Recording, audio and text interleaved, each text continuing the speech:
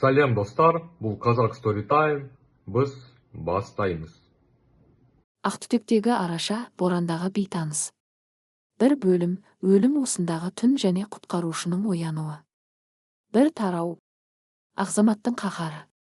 Шығыс Қазақстанның таулы даласындағы бұл қыс адамзатқа ешқандай рақымшылық жасамайтынын басынан ақ байқатқан еді. Ақпан айының ортасы. Даланы тұтастай ақтүтек боран басып, аспан мен жердің шекарасы жойылған. Желдің екпіні соншалықты қатты, ол жай ғана соқпайды. Ол жаралы аңдай ұлып, жолындағының бәрін жайпап өтуге тырысады. Ауа температурасы -40 градустан төмендеген. Мұндай аязда ауамен тыныстаудың өзі өкпені мұз қанжармен тіліп өткендей ауыр сезіледі. Осы бір шексіз ақ түнектің ортасында күре жолдан ондаған шақырым қашықтықта кішкене ғана ескі жеңіл көлік қарға толықтай көміліп қала жаздап тұрды. Оның қозғалтқышы, моторы баяғыда сөнген, терезелерін қалың қырау басқан. Бұл темір қораптың ішінде өлім өзінің суық құшағын ашуға дайындалып жатқан еді. Көліктің ішінде 30 жастағы Мәдина есімді келіншек және оның 2 баласы, 7 жасар ұлы Әли мен 4 жасар қызы Аяжан бар болатын. Мәдина қалтыраған қолдарымен үстіндегі жұқа пальтосын шешіп, артқы орындықта бүрісіп жатқан 2 баласының үстіне жапты. Оның өз денесі әлдеқашан жансызданып, мұзға айнала бастаған еді. Бірақ аналық инстинкт оған өзінің тоңғанын сездірмеуге тырысты. Ол балаларын құшақтап, олардың мұздай беттеріне өз демін үрлеп жылтпақ болды. «Мама, мен тоңып кеттім. Аяғым ауырып жатыр» деп іңгілады кішкентай Аяжан, көздерін әзер ашып. Оның еріндері көгеріп кеткен. Әли ер азаматқа тән төзімділік танытпақ болып, қарындасын өзіне қарай қаттырақ қысты. «Шыда, Аяжан, қазір көмек келеді. Мамамыз полицияға хабарласты ғой». «Иә, мама», деді ол үмітпен анасына қарап. Мәдинаның тамағына өксік тығылды. Ол балаларына шындықты айта алмады. Бұл жапан далада ұялы байланыс мүлдем жоқ еді. Оның телефонының қуаты осыдан 2 сағат бұрын өшіп қалған. Күйеуінен айырылып, жесір қалғанына небәрі 3 ай болған еді. Қарыздардан құтылып, балаларын асырау үшін ол қаладағы пәтерін сатып, ауылдағы жалғыз әпкесінің үйіне көшіп бара жатқан болатын. Бірақ қалың боранда жолдан адасып, ескі көлігінің генераторы сынып, осы таудың арасында қамалып қалды. Ол терезеден сыртқа қарады. Онда тек қараңғылық пен боранның ақ түтіні ғана көрінеді. «Уа, жаратқан! Менің жанымды алсаң да, балаларыма тиіспеші. Оларды аман алып қалшы», деп жалбарынды ол ішінен. Бірақ оның денесіне бірте-бірте өлімнің ең алдамшы, ең қауіпті кезеңі, жылылық пен ұйқышылдық сезімі ене бастаған еді. 2 тарау. Тау басындағы жалғыздық және өткеннің елесі. Мәдинаның көлігі қалып қойған жерден шамамен 2 шақырымдай биіктікте, қарағайлы орманның шетінде мықты бөренелерден қиылып салынған жалғыз ағаш үй, хижина, тұрды. Бұл үйдің мұржасынан түтін бұрқырап, ішіндегі пештің оты маздап жанып жатты. Бұл үйде 40 жастағы Асқар есімді ер адам жалғыз өзі өмір сүретін. Ол қарапайым орманшы немесе аңшы емес еді. Оның дене бітімі, қатаң қимылдары мен бетіндегі терең тыртықтар оның бұрынғы өмірінің қаншалықты қатыгез болғанын айғақтап тұратын. Асқар 15 жыл бойы арнайы жасақта, көпшілікке теңіз мысықтары немесе элиталық спецназ ретінде танымал құпия бөлімшеде қызмет еткен, әлемнің ең қауіпті нүктелерінде әскери операцияларға қатысқан кәсіби жауынгер болатын. Бірақ соңғы операцияда оның тобы Букпантайға, засадаға түсіп, оның ең жақын достары, қаруластары оның көз алдында қаза тапқан еді. Асқардың өзі ауыр жараланып аман қалды. Дене жарақаты жазылғанымен жан жарасы жазылмады. Ол жүрегін мұзға орап, адамдардан, қоғамнан, өркениеттен біржолата бас тартып, осы жапан далаға келіп тығылған еді. Оның жалғыз серігі Тұйғын есімді үлкен қасқырбасар иті, Алабай. Асқар пештің алдында оттың жалынына қарап үнсіз отырды. Оның құлағында боранның гуілі емес, баяғыдағы оқтардың ысқырығы, жарылыстардың дауысы жаңғырып тұрғандай. Ол қолындағы темір шынаяқтан ыстық шайды жұтып терезеге қарады. Кенеттен Тұйғын орнынан атып тұрып, есікке қарай ұмтылды. Ит мазасыздана арылдап, есікті тырнай бастады. Асқар қабағын түйді. «Не болды, Тұйғын? Қасқырлар ма?» Мұндай боранда олар да іннен шықпайды ғой, деді ол, орнынан баяу тұрып. Бірақ ит үруін тоқтатпады. Ол Асқарға қарап, бірдеңені сездіргісі келгендей мазасыз қыңсылады. Асқардың әскери инстинкті бірден іске қосылды. Иттің бұл қылығы жай ғана аңға үргенге ұқсамайтын. Тұйғын адамның, дәлірек айтсақ, ажалдың иісін сезгендей жанталасып жатты. Асқар терезеден сыртқа көз салды. Көру мүмкіндігі нөлге тең. Бірақ оның ішіндегі түсініксіз бір түйсік оған тыныштық бермеді. Ол қанша жерден адамдардан қашып жүрсе де, оның қанында біреуді құтқару, қорғау инстинкті мәңгілікке жазылып қалған еді. Ол ауыр күрсінді. Жарайды, көрейік. Ол қалың қой терісінен тігілген тонын, жылы етігін киіп белдігіне пышағын қыстырды. Қолына үлкен фонармен арқан алып есікті ашты. Боран оны бірден артқа қарай ұшырып жібере жаздады, бірақ ол табан тіреп тұйғынмен бірге ақтүтек түнектің ішіне қарай қадам басты. 3 тарау. Өліммен жарыс және ақ түнектегі іздеу. Даладағы жағдай тозақпен тең еді. Асқар фонарды жаққанымен, оның сәулесі қалың қардың ұшқындарынан 2 метрден арыға өтпеді. Жел оның демін қуырып, бетін инемен шанышқандай ауыртты. Тұйғын алда келе жатты. Иттің иіс сезу қабілеті боранның өзін жеңіп, төмен қарай, таудың етегіне қарай бағыт алды. Асқар оның артынан қалың қарды омбылап келеді. Әрбір қадам оған үлкен физикалық күшті талап етті. Бұл жерде кім болуы мүмкін? Мұнда тіпті жазда адамдар сирек келеді ғой, деп ойлады Асқар, бірақ ол шегінген жоқ. 40 минуттық толассыз, жанқиярлық жүрістен кейін тұйғын кенеттен тоқтап, үлкен бір қар төбешігін табанымен қаза бастады. Асқар жақындап келді. Ол төбешік емес еді. Бұл төбесіне дейін қармен жабылып қалған жеңіл көлік болатын. Асқардың жүрегі бір сәтке тоқтап қалғандай болды. Ол қолғабымен көліктің терезесіндегі қар мен мұзды жанталаса аши бастады. Фонардың жарығын ішке түсіргенде, оның көз алдына адам төзгісіз көрініс ашылды. Артқы орындықта үстеріне пальто жабылған 2 кішкентай бала және оларды құшақтап үстіне жатып қалған әйелді көрді. Олар мүлдем қозғалмайды. Терезелер ішінен қатып қалған, демек олардың дем алғанына біраз уақыт болған, бірақ қазір жылу көзі толықтай сөнген еді.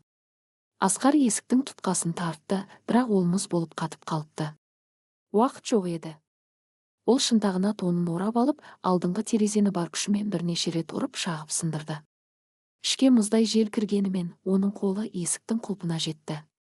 Есік сықырлап ашылды. «Әй, естисіз бе мені?» деп айғайлады Асқар, әйелдің иығынан жұлқылап.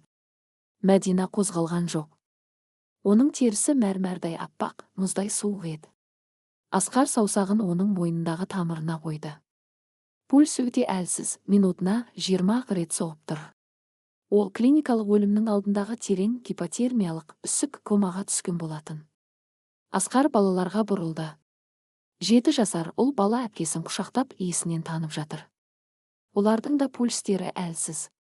Бұл жерде 1 секунд кідіруге болмайтын еді. Олардың үшеуі де 10 минуттан кейін толықтай көз жұматыны анық. 4 тарау. Құтқарушының шешімі.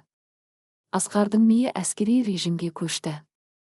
Мұндай жағдайда эмоцияға орын жоқ, тек нақты, суық алгоритм ғана жұмыс істеуі тиіс. Оның үйіне дейін 2 шақырым жоғары көтерілу керек. Ол үшеуін бірден көтеріп апара алмайды. Бұл физикалық тұрғыдан мүмкін емес еді. Кімді бірінші аламын? Бұл өте қорқынышты таңдау болатын. Ол ең кішкентай қызды аяжанды тонның ішіне, кеудесіне қысып алды. Содан кейін ол баланы әлиді арқасына асып, оны арқанмен өзінің денесіне мықтап байлады. Ол әйелге қарады.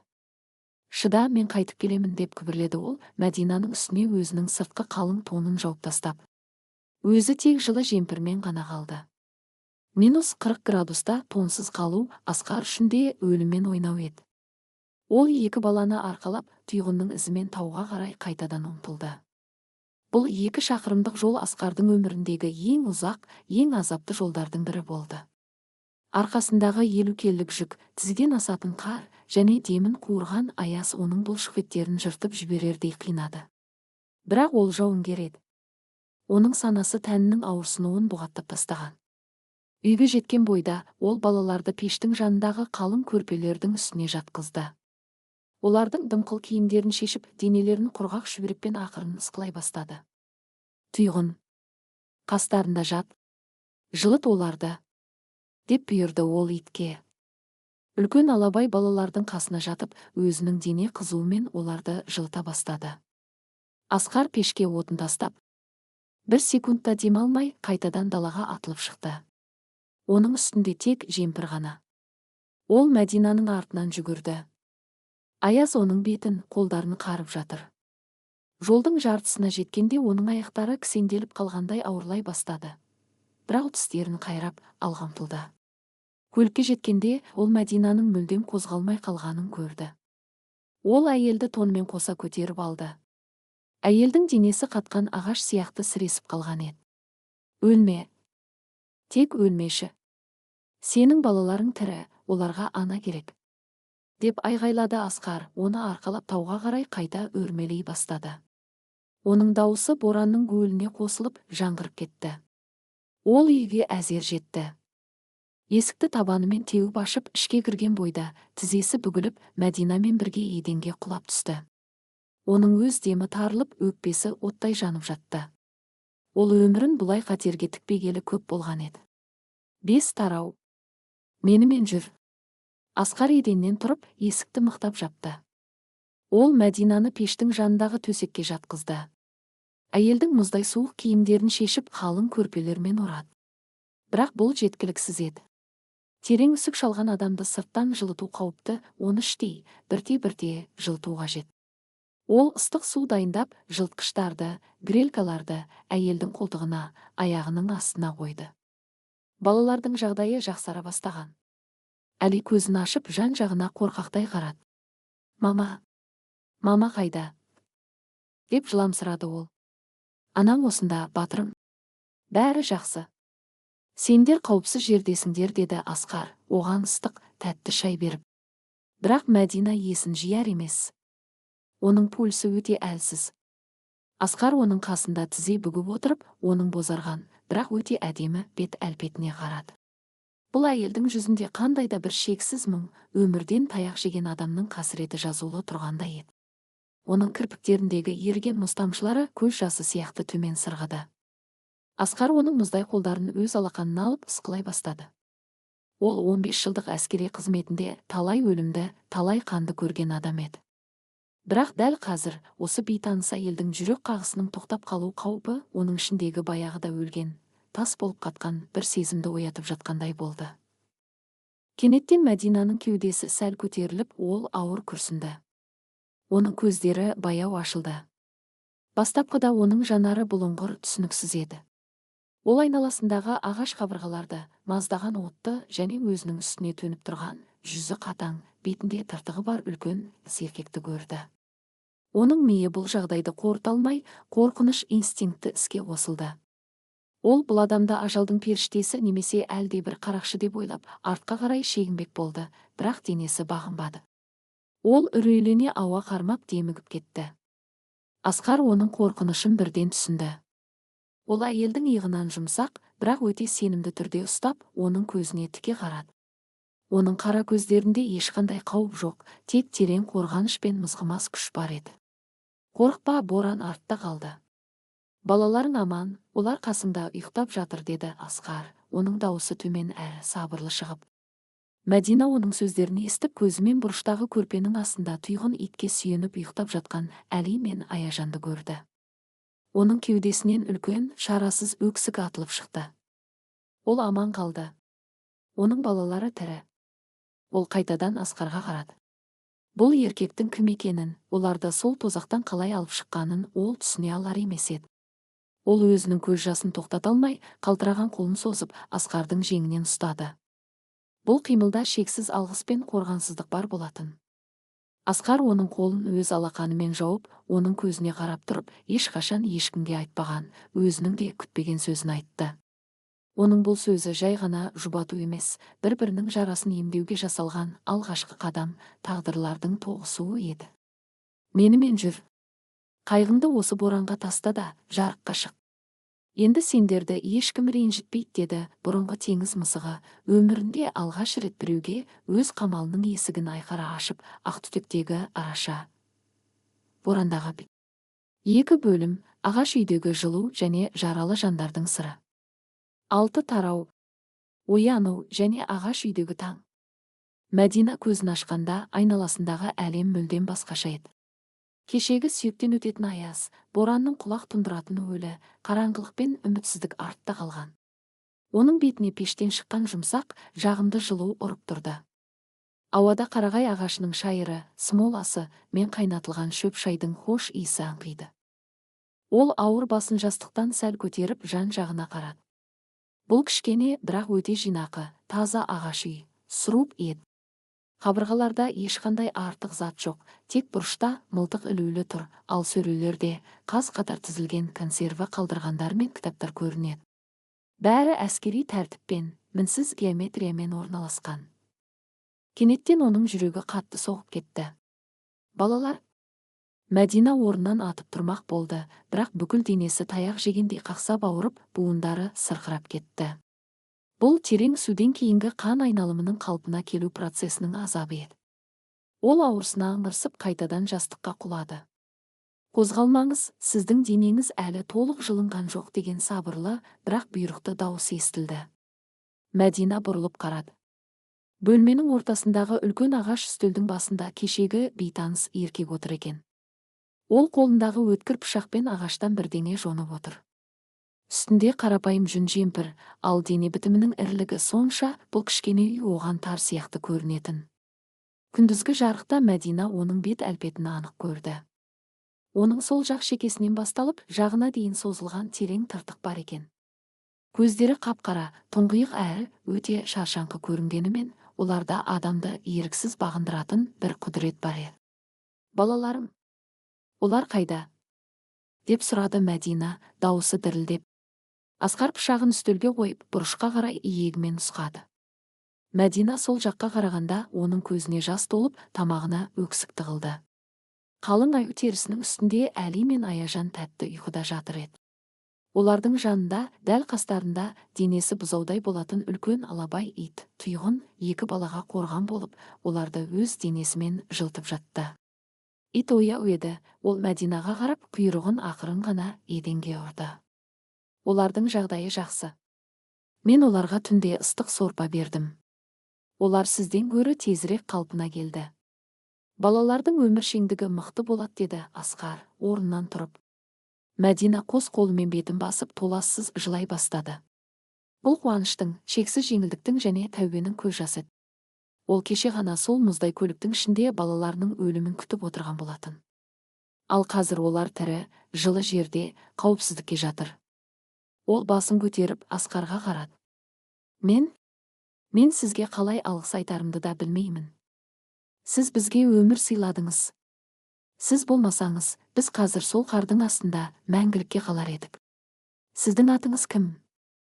Асқар, деп қысқа қайырды ол. Ол пештің үстіндегі шәйнекті алып, темір кружкаға шай құйды. Оған кептірілген таң қурай, малина қосып Мәдинаға әкеліп берді. Ішіңіз, бұл қанды тазартады. Алғыстың қажеті жоқ. Мен жай ғана өз міндетімді орындадым. Мәдина ыстық кружканы қалтыраған қолдарымен алды. Оның саусақтарының ұшы әлі де көгеріп тұр еді. Қандай міндет? Сіз құтқарушысыз ба? Тыржымы үмітсіз қызметкерсіз бе? Асқар үнсіз терезеге қарады. Сыртта боран әлі де ұлып тұр, айнала аппақ түнек. Жоқ, мен жай ғана осы орманда тұратын адаммын. Сіздер менің аумағыма кірдіңіздер. Ал мен өз аумағымда ешкімнің өлгенін қаламаймын, деді ол, әдеттегідей эмоциясыз, қатаң дауыспен. Бірақ бұл сөздердің астарында басқа да бір терең мағына жатқанын Мәдина іштей сезді. 7 тарау. Үнсіз қамқорлық және батырдың мейірімі. Түске таяу балалар оянды. Аяжан көзін ысқылап жан-жағына қарады да қасында жатқан Дәуитті көріп шошып кетті. Мама, қасқыр, деп шыңғырып жіберді ол, көрпенің астына тығылып. Асқар пештің жанында отын жарып жатқан жерінен тоқтай қалды. Тұйғын болса құлағын түсіріп, кінәлі болғандай үстелдің астына кіріп кетті. Мәдина қызын құшақтап, оны тыныштандыра бастады. Жоқ, құлыным, бұл қасқыр емес. Бұл өте жақсы, ақылды ит.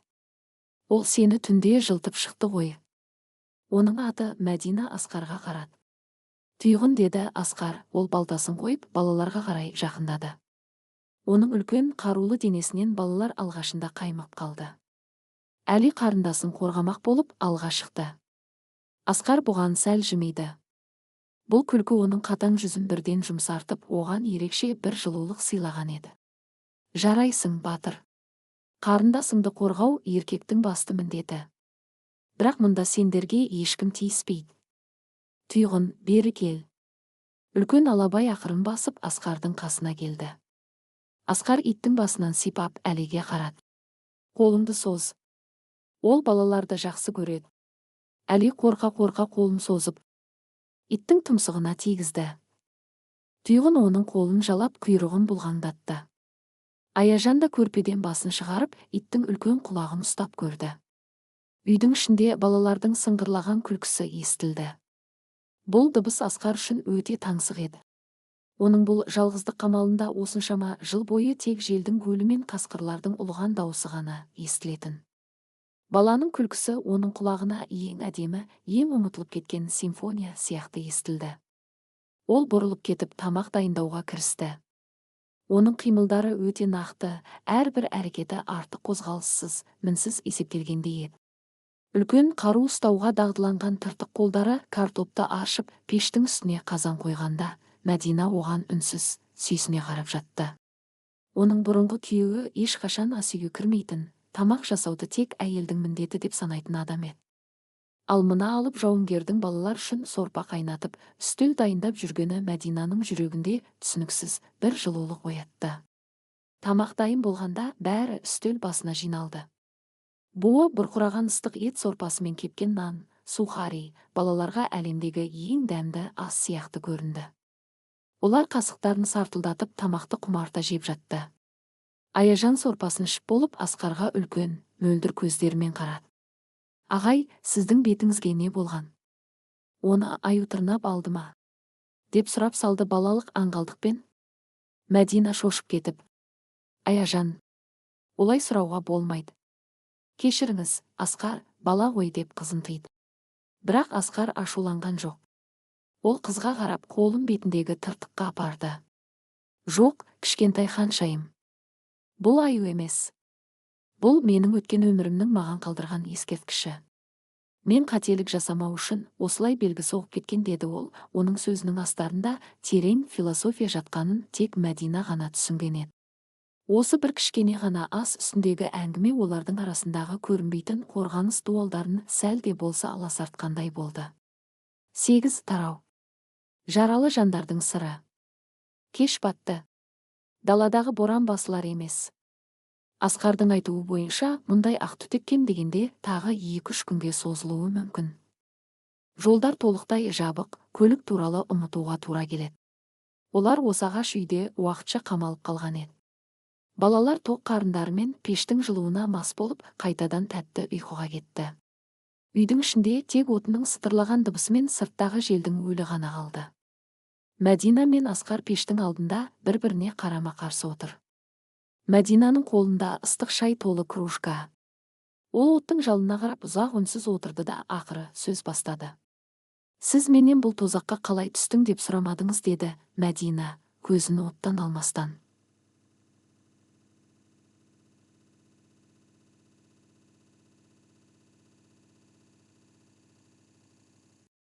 Асқар шайын ұрттап қойды.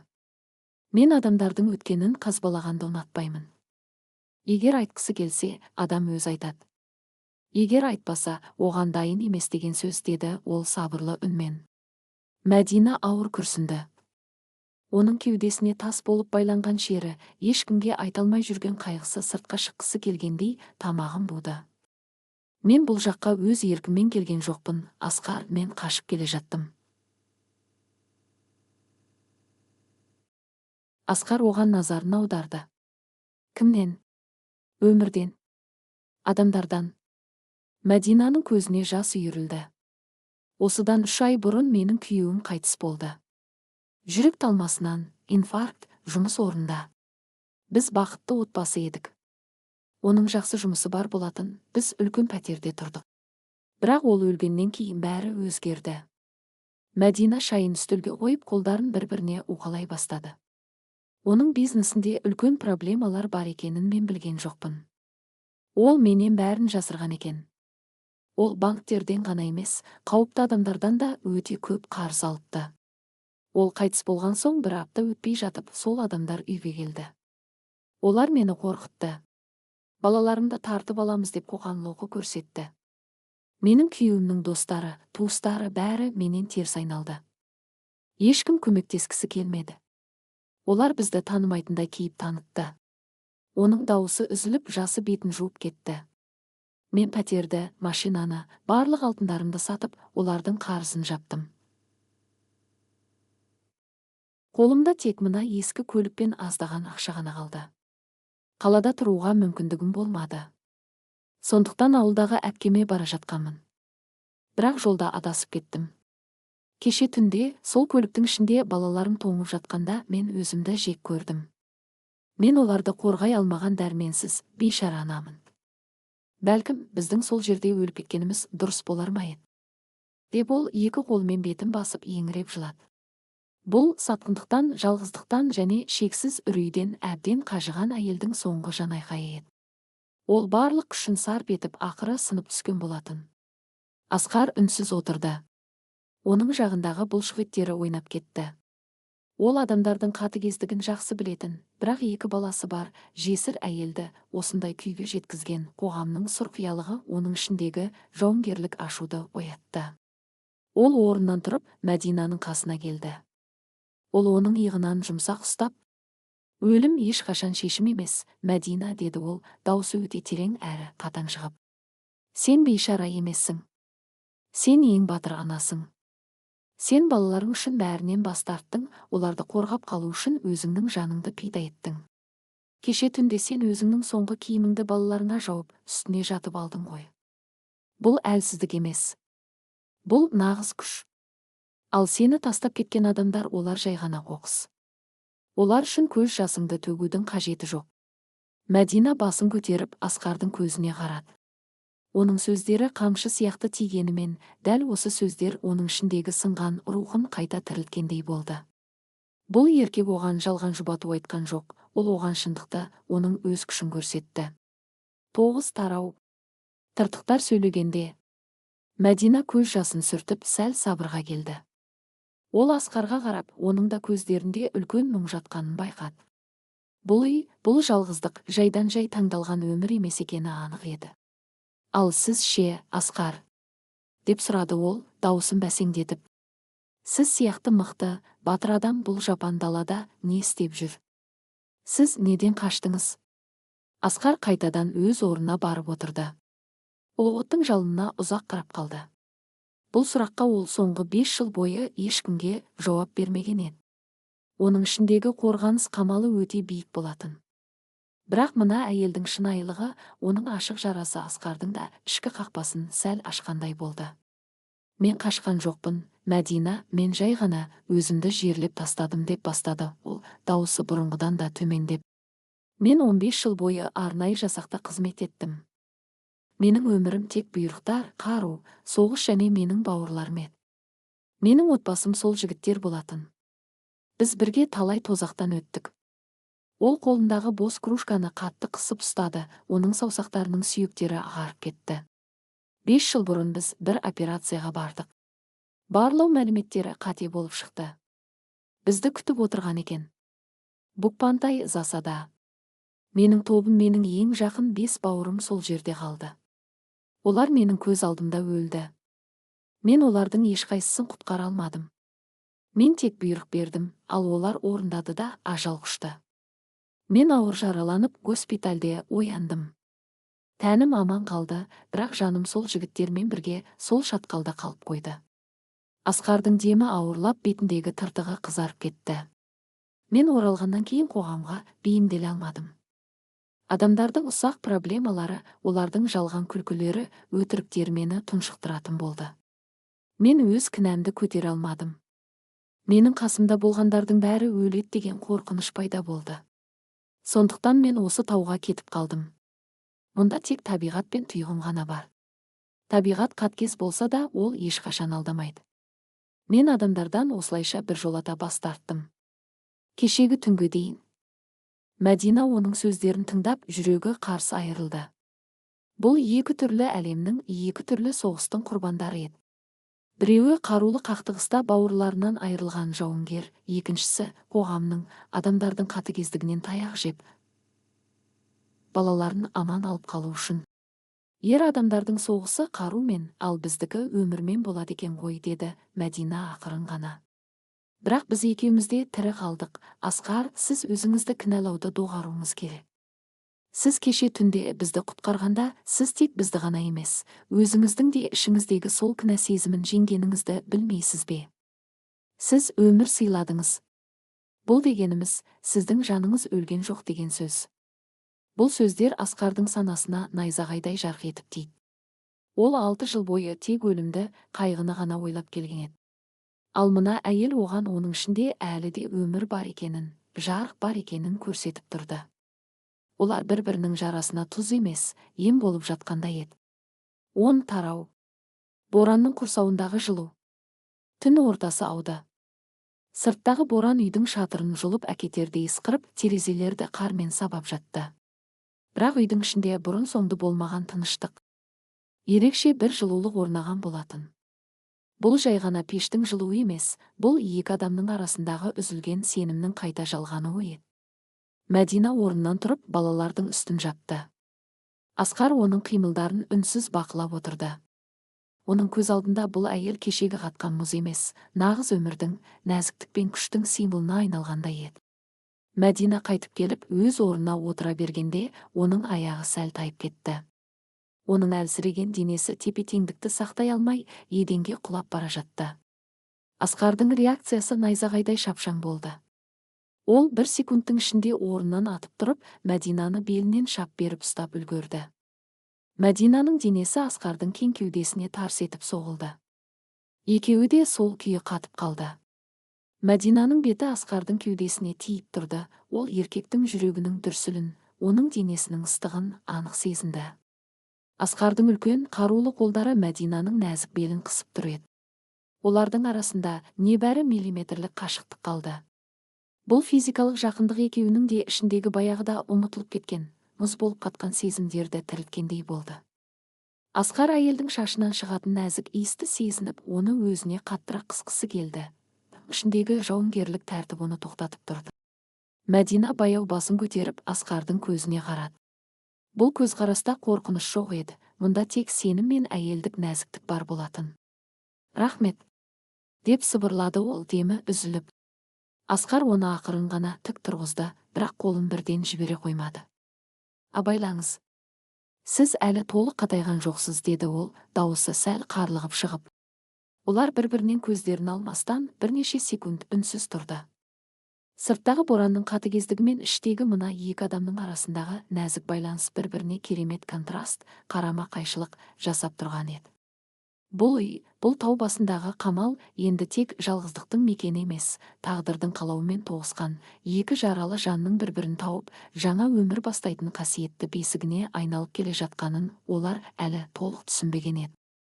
Бірақ бір нәрсе анық болатын, бұл боран аяқталғанда, олардың ешқайсысы бұрынғы қалпында қалмайтын еді. Ақтүтектегі араша, борандағы 3 бөлім, қасқырлар қоршауындағы үй және от алдындағы сезім. 11 тарау. Уақыт тоқтаған шақ және әкесіз ұлдың арманы. Ақтүтек боран 3-ші күн қатарынан соғып тұрды. Тау басындағы кішкене ағаш үй сыртқы әлемнен толықтай оқшауланып, қардың астына көміліп қала жаздаған еді. Аспан мен жер тұтасып, уақыттың өзі тоқтап қалғандай көрінетін. Бірақ осы кішкене үйдің ішінде жаңа бір әлем, жаңа бір отбасылық жылу қалыптасып келе жатты. Асқар үшін бұл 3 күн оның соңғы 5 жылдық өмірінен де ұзақ әрі мағыналы болып көрінді. Ол таңертең ерте тұрып, пешке отын жағып, қардан су ертіп тамақ дайындайтын. Мәдинаның жағдайы толықтай жақсарып, ол да үй шаруасына араласа бастады. Әйелдің қолы тиген жерден ерекше бір жайлылық, сұлулық пайда болатынын Асқар іштей сезіп таңғалып жүрді. Оның сұр әскери тәртіптегі қатаң үйіне кенеттен жан кіргендей еді. Түске таяу Мәдина қамыр илеп Асқардың қорындағы ұннан таба нан пісірді. Үйдің ішін піскен нанның хош иісі кернеп кетті. Асқар үстел басында отырып, мылтығын тазалап жатқан. 7 жасар Әли оның қасынан шықпай, үлкен, қарулы еркектің әрбір қимылын аузын ашып, сүйсіне бақылаумен болды. Асқар аға, мылтығыңыз сондай үлкен екен. Онымен аю атуға бола ма? Деп сұрады Әли, көздері жанып. Асқар мылтықтың оқпанын сүртіп жатып, балаға мейіріммен қарады. Болады, батыр. Бірақ қаруды тек қорғану үшін ғана қолдану керек. Табиғаттағы ешбір тіршілік иесін ермек үшін өлтіруге болмайды. Бұл нағыз еркектің бірінші ережесі, деді ол. Әли бас изеп Асқарға одан сайын жақындай түсті. Ал сіз соғыста болдыңыз ба? Менің папам ол соғысқа бармаған. Ол бизнесмен еді. Бірақ ол қайтыс болды. Енді мамамды, Аяжанды мен қорғауым керек. Бірақ мен әлі кішкентаймын. Егер бізге жаман адамдар келсе, мен не істеймін? Деп сұрады бала, дауысы сәл дірілдеп. Оның кішкентай жүрегінде әкесі өлгеннен кейінгі үлкен қорқыныш пен жауапкершілік жатқан еді. Бұл сөздер Асқардың жүрегіне қанжардай қадалды. Ол қолындағы мылтықты үстелге қойып Әлиге бұрылды. Ол баланың кішкене иығынан мықтап ұстап көзіне тіке қарады. Тыңда мені, Әли, еркектің күші оның бұлшық етінде немесе мылтығында емес. Нағыз күш мына жерде. Асқар саусағымен баланың кеудесін, жүрегін нұсқады. Егер сен өз отбасыңды жақсы көрсең, егер сен оларға қамқор болсаң, сен әлемдегі ең мықты жауынгерсің. Мен сендей кезінде қорқақ болғамын. Бірақ сен қорқақ емессің. Сен өсесің, мықты боласың. Ал оған дейін егер саған немесе анаңа біреу тиісетін болса, мен әрқашан сендердің жандарында табыламын. Уәде беремін. Әлидің көзінен жас парылдап ағып, ол Асқарды мойнынан қатты құшақтап алды. Ол әкесінен айырылғалы бері мұндай қорғанышты, мұндай сенімді еркек сөзін естімеген еді. Мәдина пештің жанында тұрып, бұл көріністі үнсіз бақылап тұрды. Оның көзіне де жас толды. Ол бұл қатыгез, бетінде тыртығы бар арнайы жасақ жауынгерінің ішінде қандай ұлы мейірім, қандай үлкен әкелік махаббат жасырынып жатқанын көрді. Ол Асқардың тек олардың өмірін ғана емес, ұлының сынған рухын да құтқарып жатқанын түсінді. Оның Асқарға деген алғысы бірте-бірте әлде қайда терең, күшті сезімге ұласып бара жатқанын ол өзі де байқамай қалған еді. 12 тарау. Қасқырдың ізі және даладағы қауіп. 4-ші күннің кеші. Даладағы жел сәл бәсеңдегендей болғанымен, ауа райы әлі де қауіпті еді. Түн ортасына таман Асқардың қасқырбасары тұйғын кенеттен орнынан атып тұрып, есікке қарай ырылдай бастады. Оның жон арқасындағы жүндері тікірейіп, тістерін ақситып, нағыз жауынгерлік қалыпқа түсті. Асқар ұйықтап жатқан жерінен бір секундта оянып төсектен секіріп тұрды. Оның әскери инстинкті іске қосылды. Ол терезеге жақындап сыртқа көз салды. Айдың сұрғылт сәулесімен жарықтанған қардың үстінен ол бірнеше қозғалып жүрген көлеңкені байқады. Асқар, не болды? Деп сұрады Мәдина, үреймен көрпесін тартып. Қасқырлар, деп қысқа қайырды ол. Ол қабырғадағы мылтығын алып оқтай бастады. Бораннан кейін аштар үйірімен ауылдарға, адам иісі шыққан жерге шабуыл жасайды. Олар біздің үйдегі еттің, тамақтың иісін сезген. Оның үстіне балалардың иісі олар үшін жеңіл олжа сияқты көрінеді. Мәдинаның жүрегі тоқтап қала жаздады. Ол ұйықтап жатқан 2 баласын өз денесімен жауып бұрышқа тығылды. Олар ішке кіре ме? Құдай-ау, Асқар, не істейміз? Асқар оның қасына келіп, қолына ауыр, өткір аңшы пышағын ұстатты. Оның көздері мұздай суық, бірақ өте сенімді еді. Ешқашан үрейленбе, Мәдина, үрей сенің бірінші жау. Олар ағаш есікті бұза алмайды. Бірақ мен оларды үркітіп жіберуім керек, әйтпесе олар шатырды, немесе терезені бұзуы мүмкін. Есікті ішінен мықтап жап. Менің дауысымды естімейінше кім қақса да ашпа. Түсіндің бе? Мәдина дірілдеген қолымен пышақты алып, басын изеді. Өтінемін. Аман оралшы, деп сыбырлады ол. Бұл сөзде жай ғана қорқыныш емес, Асқарды жоғалтып алудан қорыққан әйелдің жанайқайы жатыр еді. Асқар оған бір секунд қарап тұрды да, басын сәл изеп, тұйғынды ертіп далаға атылып шықты. Мәдина есікті ішінен іліп еденге отыра кетті. 13 тарау. Ақтүтектегі айқас. Далада нағыз соғыс басталды. Асқар үйден шыққан бойда үйді қоршап алған 6-7 үлкен аш қасқырды көрді. Олардың көздері ай сәулесімен шағылысып, сары оттай жанып тұр. Қасқырлардың ең үлкені арланы алға шығып, Асқарға қарай тістерін ақситып ырылдады. Тұйғын еш қорқынышсыз алға ұмтылып, шеткі бір қасқырмен жұлқыса кетті. Қардың үстінде қан мен арпалыс басталды. Асқар мылтығын кезеп аспанға 2 рет оқ атты. Жарқыл мен тарс еткен дыбыс тауды жаңғыртып жіберді. Бірнеше қасқыр қорқып артқа шегінді, бірақ аштық олардың қорқынышын жеңген еді. Арлан қасқыр күтпеген жерден Асқарға қарай атылды. Асқар оның шабуылын күткен болатын, бірақ қардың тереңдігінен оның аяғы тайып кетті. Мылтық қолынан түсіп қалды. 200 келілік жыртқыш оның үстіне құлап, оққағардай қалың тонын тістерімен жұла бастады. Асқардың әскери дайындығы өз ісін жасады. Ол қорғанбады, керісінше шабуылға көшті. Ол белдігіндегі екінші пышағын суырып алып, қасқырдың тамағының астына бар күшімен сұғып алды. Қасқыр қыңсылап, оның қолын тістеп үлгерді. Асқардың білегінен қып-қызыл қан атқылады. Бірақ ол ауырсынуды сезбестен жыртқышты итеріп тастап, орнынан атып тұрды. Ол мылтығын іліп алып, арланның дәл басына көздеп оқ атты. Жыртқыш еденге сұлап түсті. Бұны көрген басқа қасқырлар тұйғынды тастай салып, орманға қарай құйрықтарын қысып қаша жөнелді. Далада қайтадан өлі тыныштық орнады. Тек Асқардың ауыр демалысы мен тұйғынның пысылдаған дауысы ғана естіледі. Ол қолынан ағып жатқан қанды қармен басып терең күрсінді. Ол жеңді. Бірақ ол өзінің қаны төгілгенін, бұл жарақатының ауыр екенін түсінді. 14 тарау. Қан мен көз жасы. Үйдің ішіндегі Мәдина оқтың даусын естігенде жүрегі тоқтап қала жаздады. Ол есіктің алдында пышақты құшақтап жанталаса дұға оқып отырды. Бір кезде есік қағылды. Мәдина. Аш, бұл мен деген Асқардың қарлыққан дауысы естілді. Мәдина есікті жұлқа ашып жіберді. Босағада үсті басы қанға малшынған, бір қолын ішіне басып тұрған Асқар тұр еді.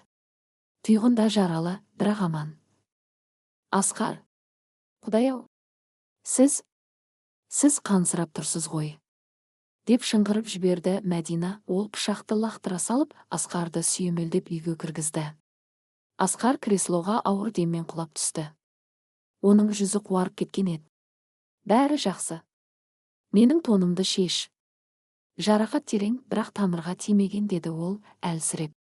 Мәдинаның қолдары дірілдеп, оның тонын шешті. Асқардың сол жақ білегін қасқырдың азу тістері жыртып тастаған еді. Қан толастар емес. Бұл Мәдина үшін нағыз шок болды, бірақ ол аналық әйелді қайратын жинап, үрейге берілмеді.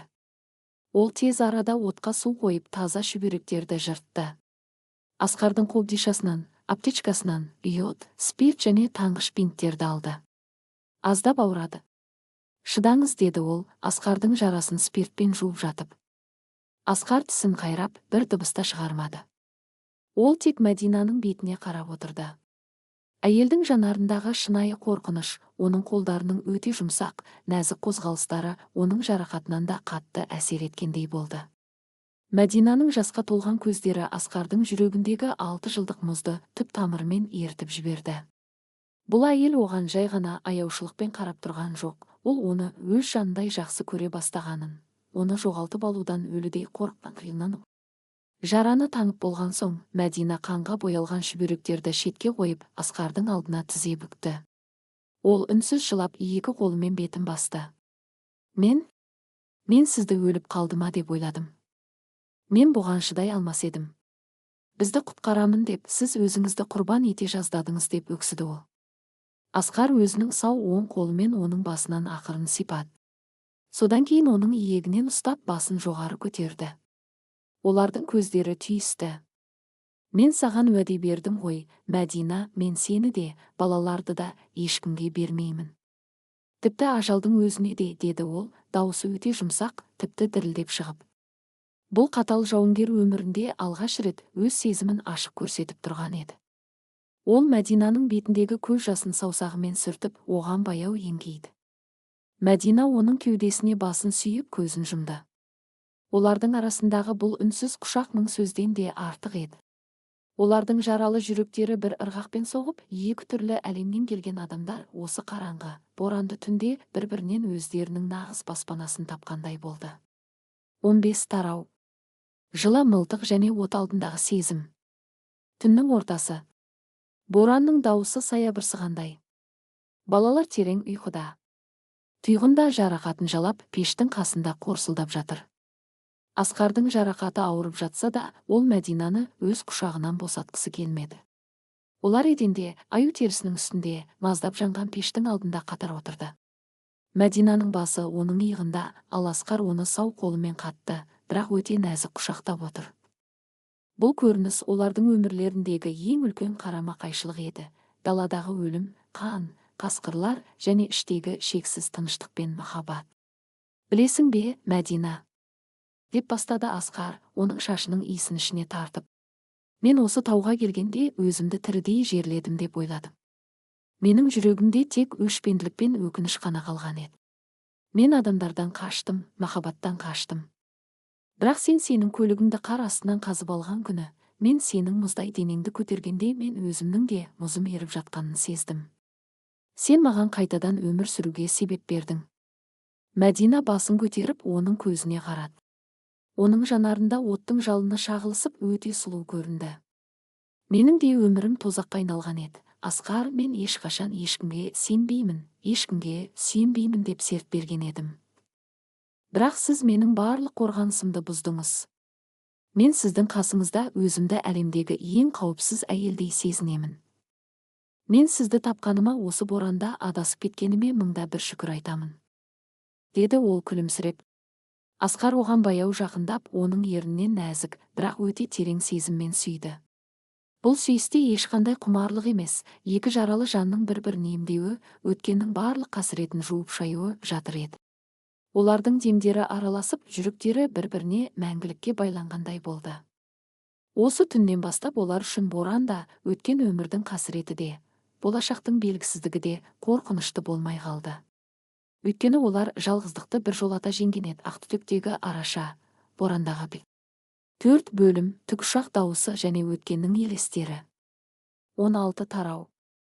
Ақтаң және алдамшы тыныштық. 5-ші күннің таң атқанда әлем мүлдем басқа кейіпке енген еді. 4 күн бойы жер көкті жұтып қоя жаздаған ақтүтек боран толықтай тынышталды. Аспанда бірде-бір бұлт жоқ, тап-таза, мөп-мөлдір көгілдір кеңістікке алтын күн көтерілді. Қардың бетіне түскен күн сәулесі миллиондаған гауһар тастардай шағылысып, адамның көзін қарықтырады. Бұл табиғаттың өзінің қатыгездігінен кейін кешірім сұрағандай жасаған ғажайып сый еді. Ағаш үйдің іші де осы жарықпен нұрланып кетті. Мәдина ерте оянып терезеден сыртқа қарап тұрды. Оның жүрегінде шексіз тыныштық пен бақыт сезімі ұялаған. Ол кешегі түндегі Асқармен болған сырласуды, оның құшағының жылуын, еріннің нәзік табын есіне алып, өзінен өзі жымиды. Ол өзін әйел ретінде, адам ретінде қайтадан тірілгендей сезінді. Асқар да ояу еді. Ол төсегінен тұрып, жаралы қолын ақырын қимылдатып көрді. Кешегі Мәдинаның таңған жарасы сәл қақсап тұрғанымен, қаны тоқтаған, қабыну, воспаление белгілері жоқ. Оның үстіне Асқардың жауынгерлік ағзасы кез келген жарақатты тез қалпына келтіруге дағдыланған болатын. Қайырлы таң, деді Асқар, оның дауысы таңғы ауадай таза, сабырлы шығып.